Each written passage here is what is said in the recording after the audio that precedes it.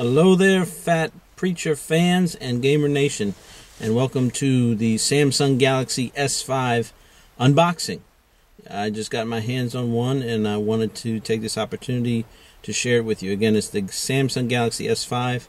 The model number is SMG900H, and just going to be taking you through this. I got mine unlocked from a place named Gamernation.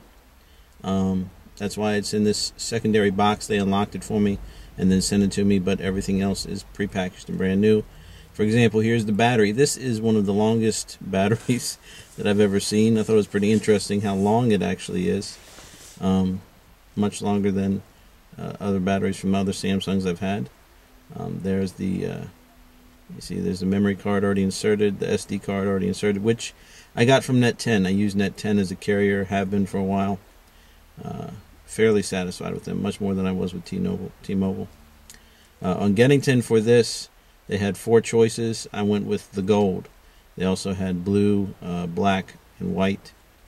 But I decided to go with the gold because in the family we already have blue phones and black phones and white phones, so I just wanted something different this time. Not to be ostentatious, but, you know, whatever.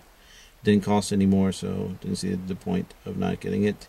Anyway, most of the time it's going to be covered up once I get the phone case, but here's the actual backing, what it looks like. Put that on there, snap it in place. It's got little soft snaps. And it's interesting because every once in a while, I guess until it thinks I'm used to it, it reminds me about checking the snaps to make sure that it's secure to help prevent water damage. And after I take it off the charger, it actually does the same thing with the little charger cover, because the charger cover, you know, flips around. The power on button is on the right hand side, right there above my thumb. On the top, that left hand light that you see, that little blue light, serves as your notification indicator, charging indicator, things like that. At the bottom is a real button in the middle, and then it has the 2 touch buttons on the left and on the right.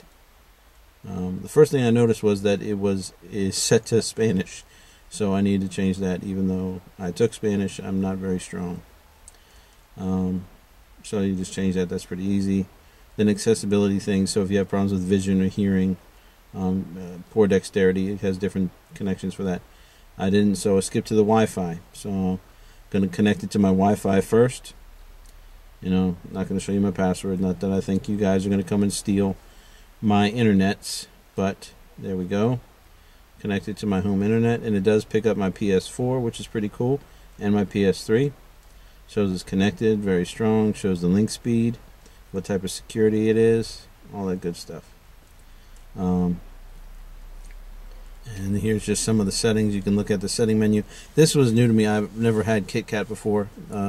As far as Android goes, I've usually had what is it, Gingerbread, which is, you know, the 2.3s to 2.37s. Mobile networks, you have to set it. If you, like for me, I got Net10, so I had to add Net10. I think it came with Singular already pre-installed, so I set up Net10. These are the settings you need to put if you're going to use Net10. Again, you have to go in and change the name to Little Net10, the APN TF data. There's no proxy. You don't set the first port. You don't set a username or password. Don't worry about the server. Now the multimedia, you go down and you put in that address right there, and then you put in the multimedia message proxy right there. Those 2 you do have to do. And the message port I had to change on mine was 80, but then everything else was already set, so I didn't have to worry about it.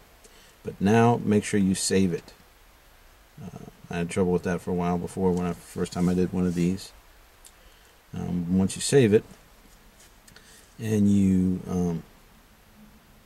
activate the phone using Net10, then it'll be able to do your data over the mobile networks. Here's some other settings: display, sound, all these cool things. A lot of these things I've never tried, again, because I said, I've seen KitKat before. My son had it on his, but I've not used it. Finger scanner seems pretty interesting, but I don't know if I'm using it or not because I don't really trust what finger scanners after all the shows that I've watched to say that they're really easy to break. I already added my Google account, which is sweet because that brings all my contacts in for me and helps out a lot because Google and Android are one and the same. But now I'm going to add my Twitter, so when I click on it, since I didn't download Twitter yet, it automatically starts to download it for me, which is sweet. Goes to the Play Store, lets me download it. Now it's installing it, nice and quick. And then you got to go through and then all these other things it wants you to do. Gmail. So any other account, now that I've added Twitter, I can actually go down and add the Twitter account. And it already pulled up my email. So all I got to do is put in the password. Again, not going to let you guys see that. Not that I don't love you. Okay, so Samsung wants to use my account. Boom, there it is. And so you can go through that. They got a lot of those already in there, like LinkedIn, regular email, chat box. I'm pretty sure they got more that I'm not remembering, but they got a whole list you can just scroll through and add.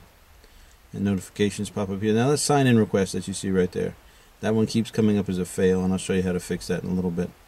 But that one kept bugging me. That's what it'll look like when you pick on it. It's the Picasso web albums. I don't want to use that, so I keep denying its permission, but it keeps asking. So you have to go in and tell it that you don't want it to try to use it at all. And I'll show you how to do it later. But again, here's some of the things that are already installed and updated. I choose not to use automatic updates. This is one of the updates I really want to show you guys, our applications. It's a PlayStation app, especially with KitKat. And it's really nice because you can connect directly to PlayStation 4. You can go on the PlayStation Network. You just got to, once you install the app, you sign in. See, it already found my PlayStation 4. You can complete it going to, you can go on there. You can always, and that's nice, you can tell it to always use it or not just use it this once. So here, just like signing in normally your PlayStations. I already put in my email address. Now this is I want to show you too while we're here doing this. I like to use swipe on my keyboard. And it's right there. You hit that little gear button, the system button, and you push it. And again, you can change the languages here, English to Spanish or whatever. But you can also change the swipe, the predictive text, the auto replace, all those things that are important.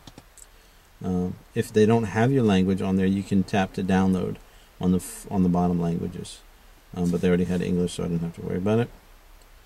You can make hotkeys, auto capitalize, auto spacing, all these little things you can do. Keyboard swipe, and like I said, I have mine set for continuous feedback. For continuous input. So again, since this is going to be mine and I want to be able to connect to my PlayStation stuff all the time, I'm going to have it remember me on this device. Here it goes, pulls up message, pulls up my friends, has the PlayStation Store, and you can actually, yes, buy stuff on the PlayStation Store, then go to your systems later and download it, which is sweet. Shows messages, notifications, all sorts of stuff. So it's a pretty cool app, and it's free from PlayStation Now. I couldn't use it on my old one. I couldn't use it on Gingerbread, but it is available to me now on KitKat, which is cool. Speaking of which, while we're here, I found it interesting all the different names that Android has chosen over the years for their different operating systems. The first two were the only two that didn't have a confectionery or sweet name. They were Alpha and Beta. But then starting with the third iteration, which was Cupcake, which was 1.5, they moved on. Pretty basic stuff here, so I'm going to keep talking about this while you're looking at it. That's the ear jack and sensors. There's the power supply. And it's cool because it has two. I'm not quite sure what they're for, but it has two of them. So maybe if you have a different power supply, but the one that I have for all my other Android phones on my Samsungs. It works with it, the micro USB. But Donut was 1.6.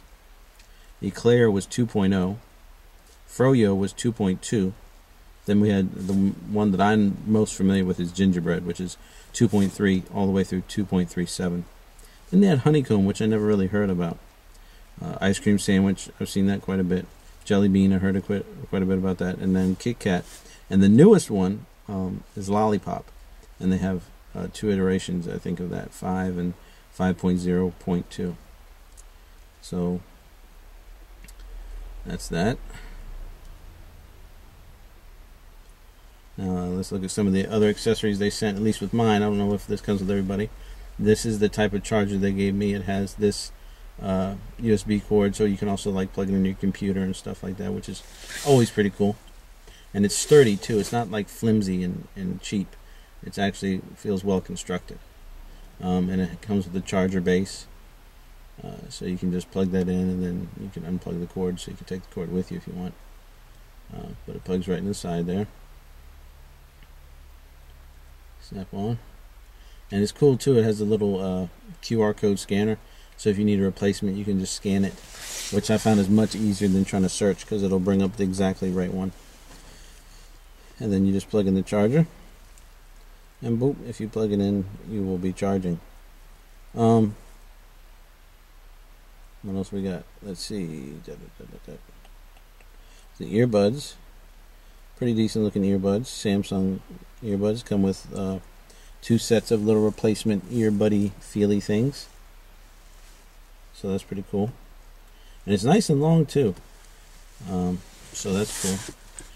But some of the facts about it while we're finishing this up: the storage capacity that comes with built in is 16 gigabytes with 2 gigabyte RAM.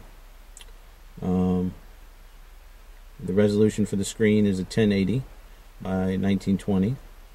It uses, for the expendable memory, the plug-in is a micro SD, all the way up to 128 gigabytes. Mine, I think, is 16, but you can go all the way up. The processor is a quad-core 2.5 gigahertz, and like I said, the RAM is a 2 gigabyte. So, and it comes with this little instruction booklet, little getting started thing. And again, backup to me is really important, because there's so much stuff you can lose and that I have lost over the years, that they give you different ways to back things up. This is one that Samsung has now. But Google is just really cool itself, because you can back up pictures and phone numbers and stuff automatically. I don't do the pictures, but I do the other stuff. Okay, so this is what I was talking about. If you want to fix that thing that kept coming up for me, sync. It kept asking to sync the Pisca web albums. I don't want to do that. So you go into the gallery, go to the side, look on your account, and then it'll have all these different sync options. I do like a lot of these to be synced, but I don't want my photos, and I don't want the Pisca albums, so I turn those off.